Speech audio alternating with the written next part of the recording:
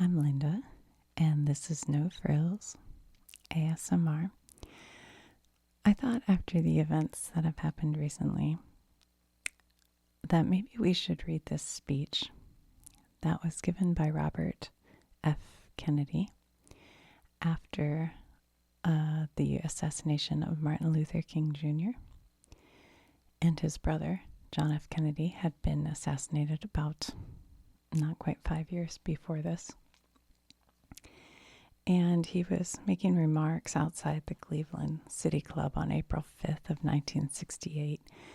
He had a prepared speech and trashed that one because of Martin Luther King Jr.'s assassination. And him and his speechwriters worked up the speech. And I just think it's might be important to read right now. So this is from the John F. Kennedy Presidential Library and Museum's website if you'd like to read it. I'll try to link it below, but you could look it up.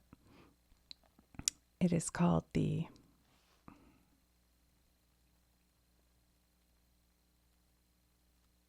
I'm blanking what it's called, but it'll come up when we read it. Sorry, sometimes my memory doesn't bring things up for me. It says, "This is a time of shame and sorrow. It is not a day for politics. I have saved this one opportunity to speak briefly to you about this mindless menace of violence in America, which again stains our land and every one of our lives. It is not the concern of any one race. The victims of the violence are black and white, rich and poor, young and old, famous and unknown. They are, most important of all, human beings whom other human beings loved and needed. No one, no matter where he lives or what he does, can be certain who will suffer from some senseless act of bloodshed, and yet it goes on and on. Why?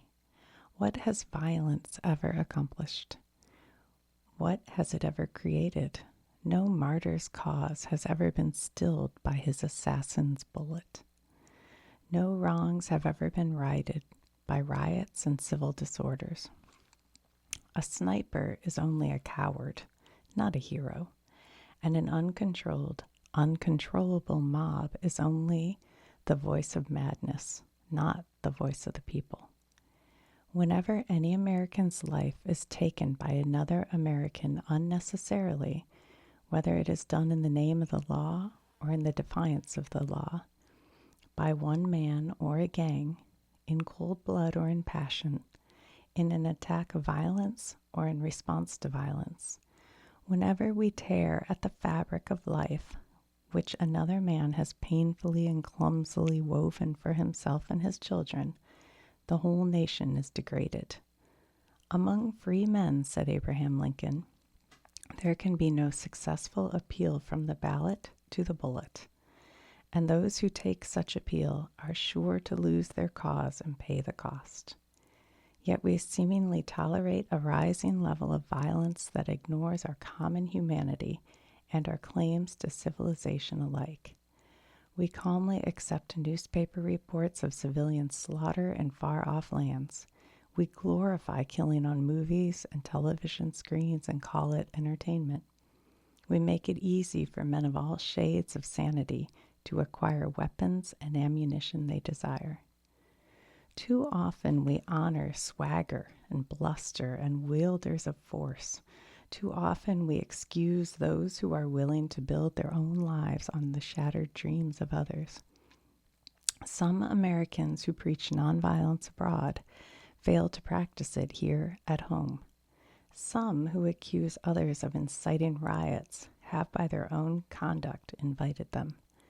Some look for scapegoats, others look for conspiracies. But this much is clear. Violence breeds violence. Repression brings retaliation. And only a cleaning of our whole society can remove this sickness from our soul. For there is another kind of violence, slower, but just as deadly, destructive as the shot of the bomb in the night. This is the violence of institutions, indifference, and inaction and slow decay. This is the violence that affects the poor, that poisons relations between men because their skin has different color. This is the slow destruction of a child by hunger, and schools without books, and homes without heat in winter. This is the breaking of man's spirit by denying him the chance to stand as a father and as a man among men. And this too afflicts us all. I have not come here to propose a set of specific remedies, nor is there a single set. For a broad and adequate outline, we know what must be done. When you teach men to hate and to fear his brother, when you teach that he is a lesser man because of the color of his beliefs or the policy he pursues, when you teach that those who differ from you threaten your freedom or your job or your family, then you also learn to confront others not as fellow citizens, but as enemies. To be met not with cooperation, but with conquest. To be subjected and mastered.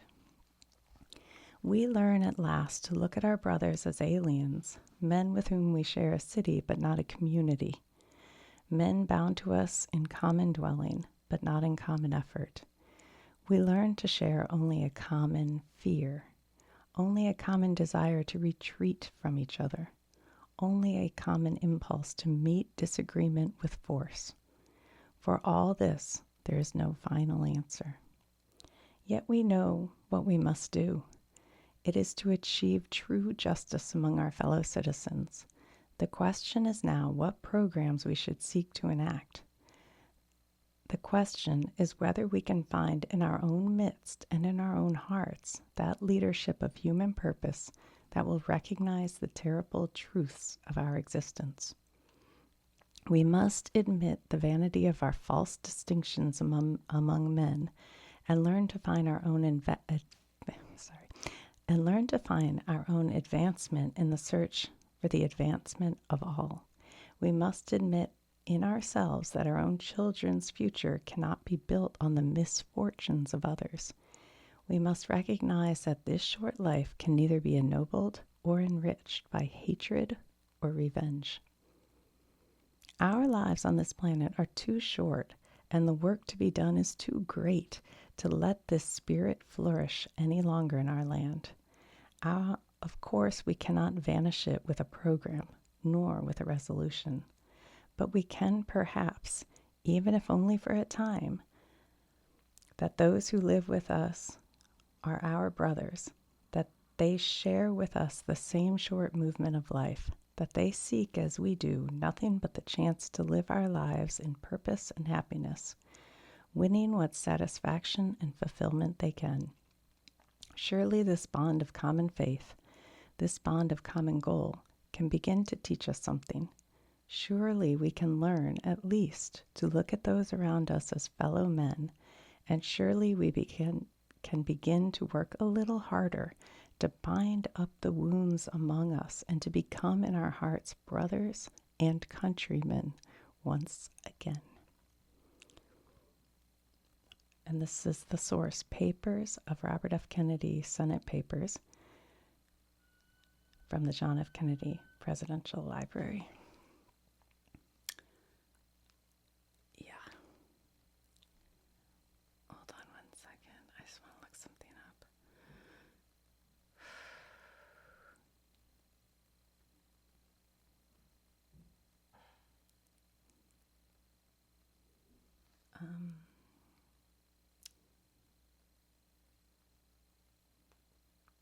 Shoot.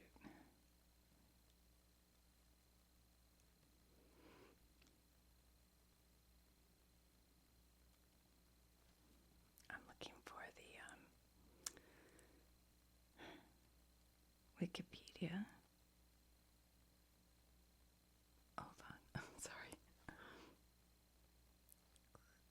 Cleveland Club. You made that speech outside the Cleveland Club. Oh my gosh. It keeps bringing up. Oh, here it is. The name of the speech is On the Mindless Menace of Violence. on the mindless menace of violence. And you can listen to a recording of Robert F. Kennedy giving that speech much better than I did.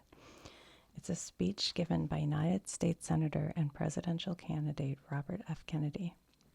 He delivered it in front of the City Club of Cleveland on the Sheraton Cleveland Hotel on April 5th, 1968, the day after the assassination of Martin Luther King Jr. With this speech, Kennedy sought to counter the King-related riots and disorder emerging in various cities.